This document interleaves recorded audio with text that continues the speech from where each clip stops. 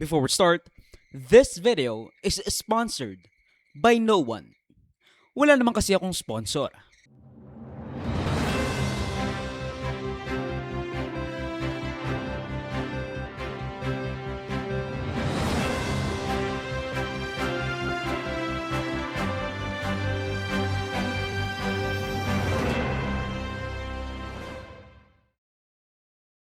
Kumusta? I'm Avar Joseph and welcome to News at Worthy Recap Weekly Edition number 148. We have tons of covered since last week, so skip to the chances provided if it piques your interest and subscribe to the channel kasi wala namang masama, di ba? And let's get on with the video.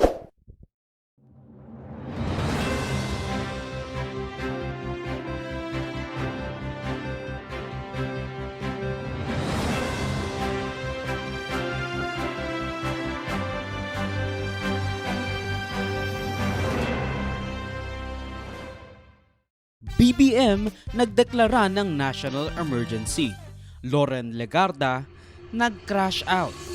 Anong mangyayari kung hindi mo pinaghandaan ang isang crucial na resource na makakapagpabagsak ng bansa kung hindi aagapan at baka sa huli, ang ikababagsak pa ng administrasyon mo, lalo na at marami kang ikinakaharap na alegasyon ng korupsyon. Ngayon, nabalitang-balita na kahapon, nakadeklara kami ng energy emergency. And dahil nakikita nga natin ang mga kaguluhan na nangyari dito sa giyera sa Middle East at ang ruta ng supply ng langis sa buong mundo ay naapektuhan. At tayo bilang wala tayong langis at karamihan halos lahat ng langis ay ating ini-import at karamihan dyan ay doon galing. Kailangan natin maghanda kung ito ay lalala pa at tatagal pa. Malinaw ang salitang ginamit natin, energy emergency. Hindi ito emergency ng pangkalahatan. It is a very specific and a very precise emergency. It is an emergency of the energy sector, the supply of energy, and the prices of energy. I want to assure everyone that this does not mean that we should panic. It means that we are doing everything that we can to assess and to alleviate the situation. It is a precautionary tool so that we are ready for whatever comes next.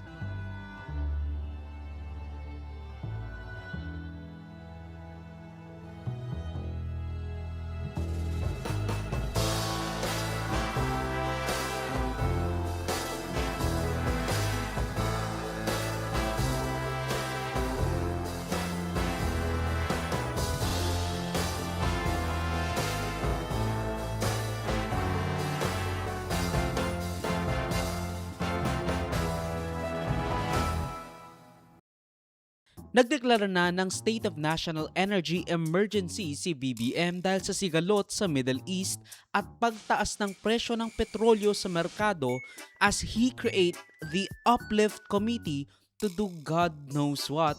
Kahit na, sinabi niya hindi krisis, wala pa tayo sa krisis ng oil. So, bakit ka gumagawa ngayon ng Uplift Committee that will solve a crisis that doesn't exist or that you refuse to acknowledge? Pag sinabi po natin ng oil crisis, maliwanag din po ang sinabi ni Secretary Sharon Garin ng DOE. Na sa ngayon ay hindi pa kinukonsidera na meron tayong oil crisis dahil kumpleto po tayo at enough po ang supply ng langis. At nagpupursige po ang DOE at ang pamahalang ito sa utos na rin po ni Pangulo Marcos Jr. na hindi mawala ng patid, hindi mapatid ang supply ng langis o produktong petrolyo sa ating bansa. Sa katunayan, sinabi po ni Secretary Garin na mayroon na pong negosasyon patungkol sa 440,000 barrels ng fuel. At sa susunod naman po ay mayroon 600,000 barrels na maaari po tayong maangkat. Ang sinasabi po natin na wala pa po at hindi po pa dinideklara na mayroon tayong oil crisis dahil nga po sapat ang supply sa ngayon. Most probably, according to Secretary Sharon, ang nagkakaroon lamang po ng issue ay tungkol sa presyo. Dahil alam naman po natin kung ano ang nangyayari na krisis sa Middle East. Ang nais pong sabihin ng Pangulo patungkol sa oil crisis, pinapatungkulan niya po doon ay ang oil crisis sa Middle East. Pero sa ngayon po, sa atin at sa payo na rin po ni Secretary Garin sa ating Pangulo, wala pa po tayo maaaring tawaging oil crisis sa bansa. This comes about dahil sa mga double-digit price increases sa mga produktong petrolyo where some gas stations do makeshift printed numbers dahil hindi na nagkakasya yung presyo ng petrolyo. Unti-unti na rin kasing nauubos ang supply ng buffer stock ng krudo na tatagalan lang daw tayo ng ilang linggo bago tuluyang maubos, with Marcos claiming na aabot pa ng June 30 ang supply. Pero syempre kapag naubos yon by June 30 at hindi pa tayo nakakakuha ng krudo, babagsak ang ekonomiya at babagsak ang Pilipinas. Meron na tayong supply of crude oil, sufficient supply hanggang June 30. Pero patuloy pa rin ang ating paghahanap ng supply, patuloy pa rin ang ating pagsuporta sa ating mga commuter para naman mabawasan ang bigat ng epekto nitong nagkakagulo sa Middle East. Shortly thereafter, inanunsyo na dumating na ang mahigit kumulang 700,000 barrels of oil matapos payagan ng US na mag-import ang Pinas ng krudo from Russian tankers. Parang ang weird nga, no? Kumbaga parang humihingi pa tayo ng permiso sa US para kumuha ng import ng mga krudo sa Russia. Kasi nga, kapag bumili tayo ng krudo from Russia, parang fina-fund na rin natin yung special military operation o gyera ng Russia laban sa Ukraine. Now, if you wanna learn more about the oil companies sa Pilipinas versus mga rallyista, you can watch my video last week na tumatalakay kung sino nga ba talaga ang nasa tama. Now, itong Russian oil, hindi fake news Hindi katulad nung Bruneian oil raw na ibinigay daw sa Davao or Nigerian or whatever. By the way, ano naman ang mangyayari kung bibigyan ng krudo ang Davao? Hindi naman nila magagamit yun, wala naman silang oil refineries, wala nga silang paglalagyan. Iisa nga lang ang kanilang ospital. Pero huwag kayong mag-alala kasi nandito na si Senadora Loren Legarda. Pero ako ako lang naman, parang performative or whatever. Kung nandito ang SFA, bakit hindi yung iba? You're too busy? Is this not the most important thing? Admit there's a crisis. You must have a crisis action plan. And not that we don't appreciate the presence of a dear friend, Yusek Wimpy Fentabella, of course, who's very competent, who's been with the DOE for quite a while. But to give it the importance, if Sec Rex and Sec T. Laurel could be here, why should the DOE secretary be exempted from this? When DBM is here, pag kayo and NEDA, pag kayo ay humihingi ng mga budget ninyo, maski overnight, nandyan kayo. Pero pag crisis action plan, marami kayong dahilan. The Senate will not allow that. Unless you are not admitting that we are in a crisis situation. Then you're lost in translation o nahihibang. Because everyone must act as if we were an ICU situation. That's how it should be. So wala pa ang ibang kabinete dito. Pag sa ibang bagay, mabilis pa sa alas 4. Pero sa krisis, wala. Ano ba kayo? Nagkakalaiti kasi si Senadora Loren Legarda sa Department of Energy dahil sa kawalan ng kumbaga sense of urgency ng Malacanang to address the oil crisis. Lalo na at hindi sumupot at malamang hindi talaga dapat sisipot si Department of Energy Secretary dahil sa kanyang busy schedule daw. May we know where Secretary Sharon Garin is? Just for the record, Senator Kiko, I actually told her that it's imperative that she brief us in person dahil ang isa sa pinakamalaking casualty dito ay energy sector. Pero may pinadala siya sa akin napakahabang schedule niya na hindi ko naman hiningi. In short, busy raw siya today. No? Pero sabi ko nga sa kanya, kung merong isang dahilan kung bakit tayo nandito, ay dahil mataas ang presyo ng langis at hindi rin natin alam kung tuloy-tuloy pa yung supply natin. Kaya sana makarinig namin sa ating secretary kung ano ba yung kanyang plano. Kasi kung nawalan tayo ng supply ng langis, malaki ang ating problema. Nevertheless, pinadala niya yung kanyang mga undersecretary and I hope that the undersecretaries can commit a contingency plan, hindi lang motherhood statements katulad ng sinabi ni Senator. Pero don't throw stones if you live in a glass house dahil isa sa mga dahilan kung bakit nahihirapan ang Pilipinas lalo na at tataas ng 4 pesos kada kilowatt hour ang kuryente na in part dahil kay Leandro Leviste na hindi raw tumupad sa proyekto kaya pinagmulta ng DOE ng 24 billion pesos dahil hindi niya ginawa yung 12,000 megawatt solar project sa Batangas at sa ibang mga probinsya. Hindi pa rin daw magsasagawa ng pagtatanggal ng VAT at excise tax sa mga langis na magbababa sana ng presyo of at least 10 pesos kada litro dahil hindi raw agad maibaba ang presyo ng krudo dahil nabili na yung para sa mga susunod na linggong supply. Ang problema nga lang, halos 100% dumoble yung presyo ng krudo from last few months or even just last month alone, lalo na at as the recording stands, isang buwan na after US and Israel strike Iran. Nang matapos gahulin ang House of Representatives at Senado para sa pagbibigay ng kapangyarihan kay BBM na suspendihin ang excise tax sa produktong petrolyo, hindi pa rin magsasagawa ng pagtatanggal ng VAT at excise tax sa mga langis na magbababa sana ng presyo of at least 10 pesos kada litro dahil hindi raw agad maibababa ang presyo ng krudo dahil nabili na yung para sa mga susunod na linggong supply. Itong sinabi niyong low-hanging fruit, congressional approval. Tapos nagsabi po kayo, sir, with all due respect kasi po nag-break. Hindi po magandang pakinggan yan. Hindi po mag-break ang Senado kung sinabi niyong kailangan ng congressional approval ang paggamit ng PNOC ng kanilang pondo. Pakilagay po sa record after your presentation and we give a chance to the others, Mr. Chair. Because it's important na hindi tinuturo sa atin na nag-break tayo kaya ang PNOC hindi makagamit ng kanyang pera. That's unfair. Ang secretary nga ninyo wala dito Kung anong pamumulitik ang ginagawa na naman ng sekretary nyo. But break. The congressional approval is needed based on the answer to the question of Senator Ontiveros. So, has it been communicated to both houses?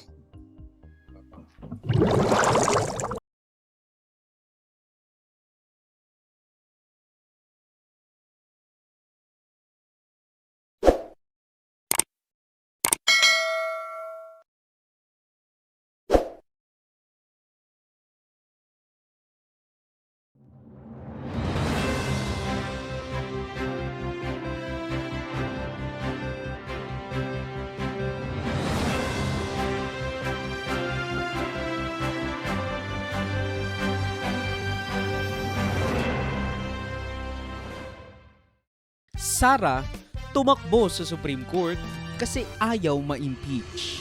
What do you get when you threaten the President, the First Lady, and the House Speaker? Huwag kang mag-alala, ma'am, sa security ko. Kasi may kinausap na ako na tao. Sinabi ko sa kanya, kapag pinatay ako, patayin mo si BBM, si Lisa Araneta, at si Martin Romualdez. No joke. No joke. Nagbilin na ako, ma'am.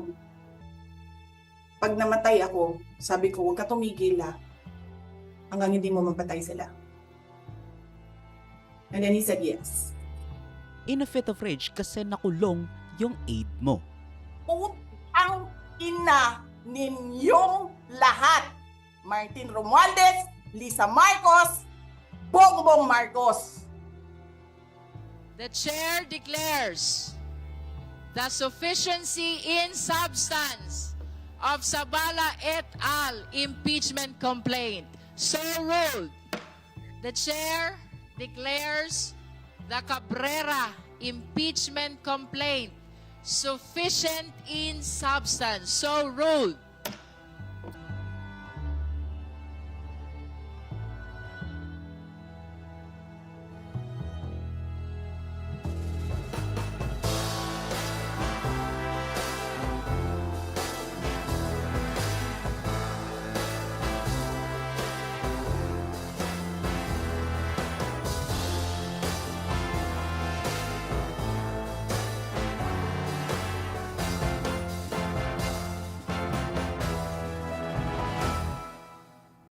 Nag-umpisa ng magsagawa ng formal hearings ang House Committee on Justice sa pangunguna ni Justice Committee Chairperson Batangas Representative Jervy Luistro sa dalawang impeachment complaints laban kay VP Sara Duterte. Magandang umaga po sa inyong lahat. Before we begin, at bago natin ipagpatuloy itong proseso ng impeachment, tandaan natin na hindi lingid sa ating kaalaman na marami pa tayong ibang kinakaharap na problema. Let us accordingly acknowledge the pressing challenges our country faces. Oil prices are rising. The cost of basic goods is increasing. Ordinary Filipinos feel the weight of daily life more than ever. And yet, even as we undertake this solemn constitutional duty, the House of Representatives does not forget its other responsibilities. Kahit may impeachment, tuloy pa rin tayo sa iba nating obligasyon. We have, for example, acted to ease the burden of rising fuel costs, passing a bill authorizing the suspension or reduction of excise taxes. Nariyan na po ang panukalang batas, pinag-aralan, pinag-isipan, at inaasahang makatutulong sa ating mga kababayan. We also continue to work on measures that address inflation, food security, and social services. At dahil nagpadala na ng sulat si Duterte questioning the constitutionality ng hearing na ito dahil fishing expedition kuno raw ito at wala naman talagang konkretong ebidensya laban sa kanya, hindi na siya dumalo as a resource person para kontrahin yung mga paratang laban sa kanya. Kumbaga, hindi tinatanggap as a representative yung mga lawyer niya dahil nga resource person daw si Duterte. At hindi naman niya kailangan ng ibang tao para magsalita para sa mga personal na nasa isip niya at nangyayari. She doesn't need it kasi nga hindi naman to trial. Kumbaga, para siyang preliminary investigation lang. Well, for now, that's really the position of the defense team. Unconstitutional yung nangyaring proceedings, di ba? Ngayon, ang tinitingnan natin, ang sinasabi talaga natin dito, just to simplify things, sa Constitution, very clear naman yung nakasulat. No? Number one, ang initiation ng impeachment proceedings that belongs to the House. That's the exclusive power of the House. We're not contesting that. But, pagdating sa trial, that power exclusively belongs to the Senate. Napaka-clear niyan. Kaya ang sinasabi lang namin dito is hindi naman pwede dito sa pag-initiate pa ng proceedings nagkakaroon na ng tinatawag na namin na mini-trial. At again, kaklaruhin ko lang, i-emphasize ko lang yung nasabi na ni Atty. Sheila, hindi po sa amin galing yung term na mini-trial. Yan po ay galing sa mga statements, no, ng either Committee of Justice or even other personalities. So hindi po sa amin galing yan. That's why we're contesting it. Kaso nga lang, this will expose the House Committee on Justice sa panibagong lawsuit sa constitutionality. Bakit hindi mo pinayagan yung representative ng isang resource person para sagutin at kontrahin yung mga paratang na laban sa kanyang nire-representa? So, tread carefully kasi baka mamaya makaligtas na naman si Sara sa impeachment. Ang problema nga lang, hindi ba ito yung hinihingi niyang tsansa para madinig ng Committee on Justice bago siya tuluyang i-impeach nung pumunta siya sa Supreme Court last year? Medyo nakakapagtaka lang kasi kung noon ang reklamo nila walang proceedings, hindi na-verify ang mga ebidensya, and that is why we were declared unconstitutional.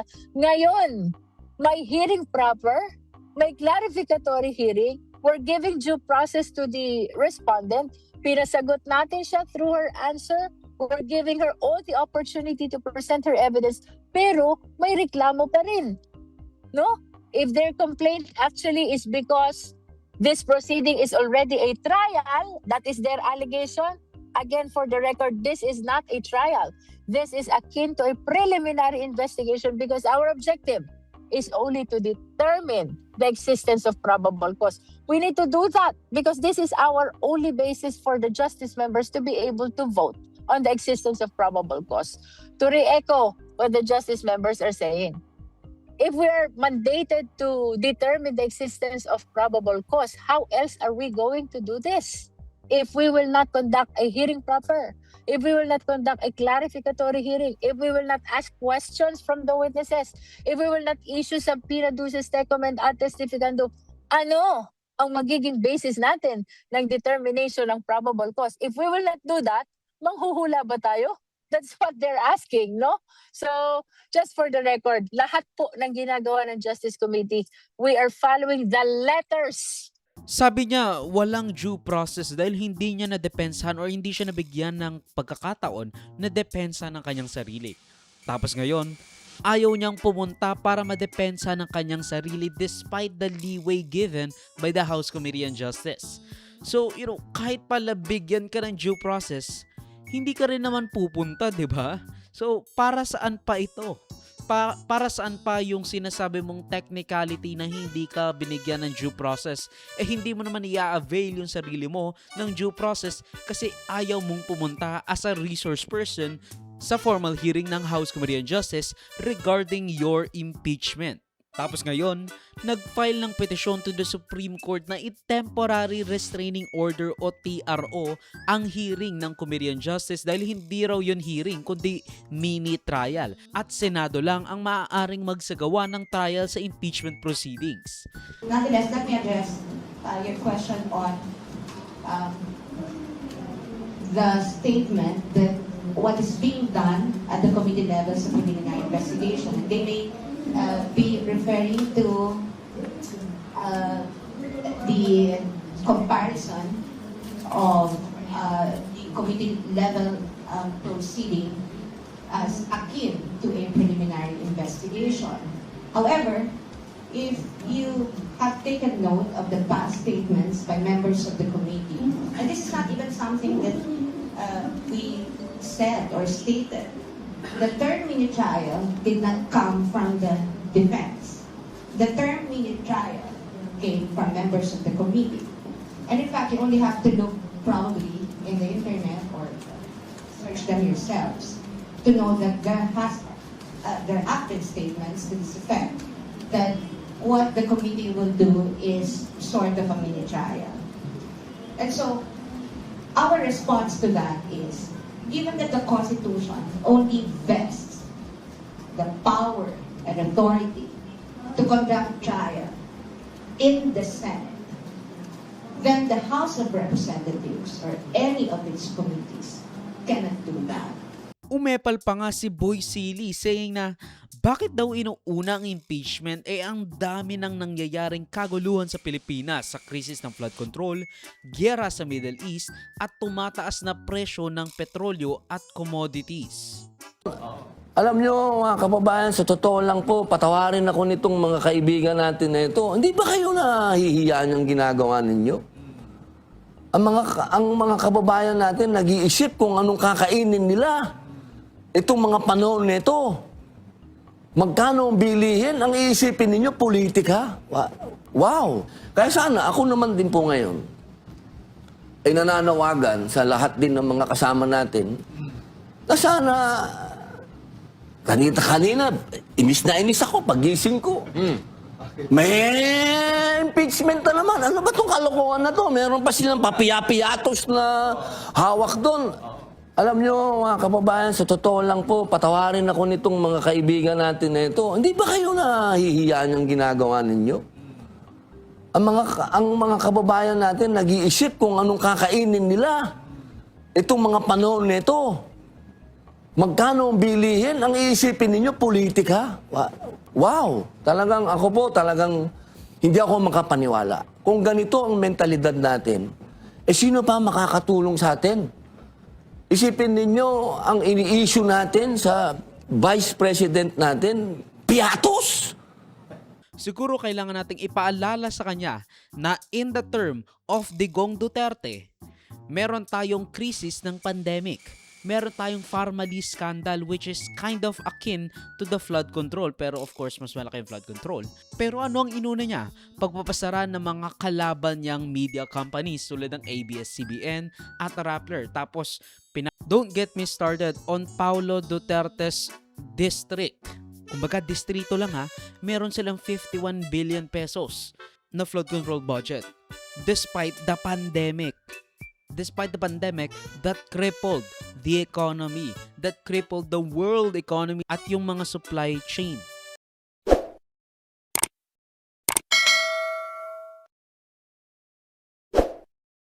At yan ang pagtatapos ang News and Worthy Recap Weekly Edition for roughly the 4th week of March 2026. Mag-suggest more topics and or corrections to the balitas if you feel I misrepresented them in any way.